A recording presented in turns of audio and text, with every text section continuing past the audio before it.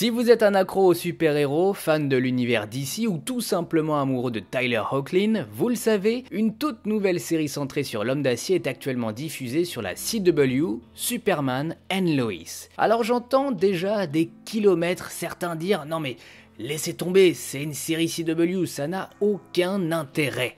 Eh bien méfiez-vous, vous pourriez être étonné. Avant toute chose, sachez que cette rapide review contient quelques gros spoilers, alors âme sensible, abstenez-vous. Si à l'époque où la série avait été annoncée, un visiteur du futur m'aurait dévoilé un aperçu de ce qu'allait donner ce nouveau show, j'aurais probablement eu du mal à le croire. Oubliez toutes ces séries, Flash, Arrow, Supergirl ou Legends of Tomorrow, Superman and Lois offre un tournant majeur dans la façon d'adapter l'univers DC sur la chaîne CW, tout autant dans le fond que dans la forme. Alors je ne vais pas vous mentir, je n'ai jamais été le spectateur le plus assidu des séries de Greg Berlanti, le producteur du Arrowverse, sans pour autant en être un détracteur. Ces séries ont leur public et auront toujours pour moi le mérite de mettre en avant tout un tas d'excellents personnages que le grand écran se refusait d'adapter durant des années.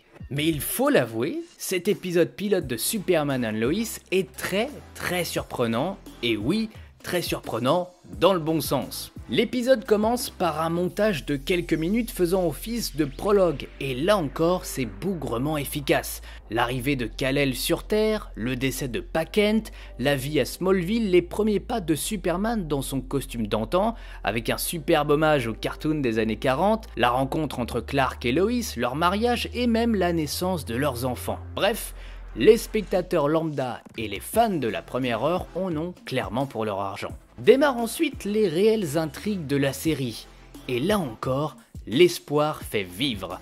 Pour le moment, à mon sens, la grande force de ce show réside dans sa frise chronologique. Il n'est nullement question d'origin story, bien au contraire. Superman exerce en tant que sauveur de l'humanité depuis près de 2 décennies, Clark Kent bosse aux planètes depuis quasiment tout autant d'années, Lois Lane, quant à elle, a mené sa barque et est reconnue comme une grande journaliste, Metropolis et le monde entier ont connu des menaces terroristes, extraterrestres, nucléaires et tout ce qui s'ensuit. En fait, tout comme dans Batman vs Superman, là où Snyder offrait aux spectateurs un Batman mûr dans son rôle de justicier, il en est de même ici pour ce Superman rodé au défi. Et justement, en parlant de challenge, Kal-El et Lois Lane sont les parents de 2 adolescents, Jonathan et Jordan. 2 enfants aux attitudes et comportements radicalement différents. Une sorte de yin et de yang.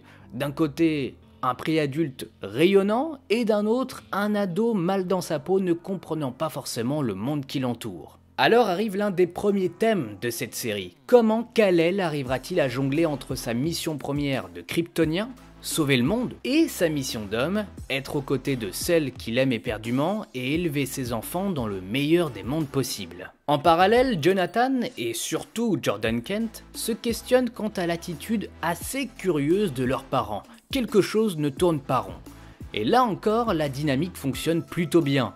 Entre la découverte des pouvoirs de Jordan ou celle du vaisseau dans lequel Kal-El est arrivé sur Terre, en découlent même d'ailleurs des passages émouvants et forts, notamment celui où Clark dévoile au grand jour son statut de héros face à ses enfants. Le thème de l'héritage a toujours été primordial dans l'histoire de Superman, de ses créateurs même jusqu'à la philosophie intérieure du personnage, n'ayant pour rappel jamais réellement connu son père de sang et adopté par un homme issu d'un autre monde que le sien. Tout comme dans WandaVision, mais aussi dans The Boys ou Watchmen, la vie privée de nos héros en collant semble être également l'un des thèmes forts de cette série. Si Lois est amoureuse de Clark Kent, elle est avant tout mariée à un super-héros dont le monde aura éternellement besoin. Une position dans laquelle semble bien inconfortable Kal-El, ne sachant pas encore comment jongler entre sphère privée et quasi-sphère professionnelle. Superman est malheureusement un job à plein temps. Et la très belle séquence durant laquelle Clark apprend le décès de sa mère en est le parfait exemple. Mais une série dédiée à Superman ne pourrait être digne de ce nom sans science-fiction. La fin de ce premier épisode et la présence d'un fameux général Luthor, typé afro-américain, venant peut-être d'un univers parallèle, d'un futur proche, laisse présager une volonté de réinscrire Kal-El dans son univers originel. Alors oui, je ne vais pas vous mentir, ce premier épisode est globalement plutôt bavard. La faute à un format exceptionnel de 90 minutes qui permettra, malgré tout, la mise en scène de belles scènes d'action, dont notamment une séquence durant laquelle Superman évite une explosion nucléaire, ou un combat final dynamique et efficace. Si les effets spéciaux sont clairement 10 crans au-dessus des autres séries DC CW, malgré quelques moments un peu curieux, c'est avant tout l'esthétique générale qui détonne énormément. Concrètement, l'ambition des producteurs était d'offrir aux spectateurs un produit calibré pour le cinéma. Et quoi de mieux comme inspiration première qu'un certain Zack Snyder. Superman and Lois se calque sans crainte sur l'esthétique et les mouvements de caméra de Man of Steel, tout autant dans les jeux de lumière, la colorimétrie ou même les chorégraphies de scènes d'action. Alors oui, certains seront probablement déçus de ne pas voir dans cette série un renouveau d'identité visuelle. D'autres le prendront comme une agréable transition dans la manière d'adapter en live l'univers de Superman. En fait, Superman and Lois est la suite logique des séries Lois et Clark, Smallville, Krypton ou encore du film Man of Steel. Alors que retenir de cet épisode de 90 minutes ? Globalement, ce pilote est une agréable surprise durant laquelle à la fois les fans et les spectateurs ne peuvent avoir que bon espoir.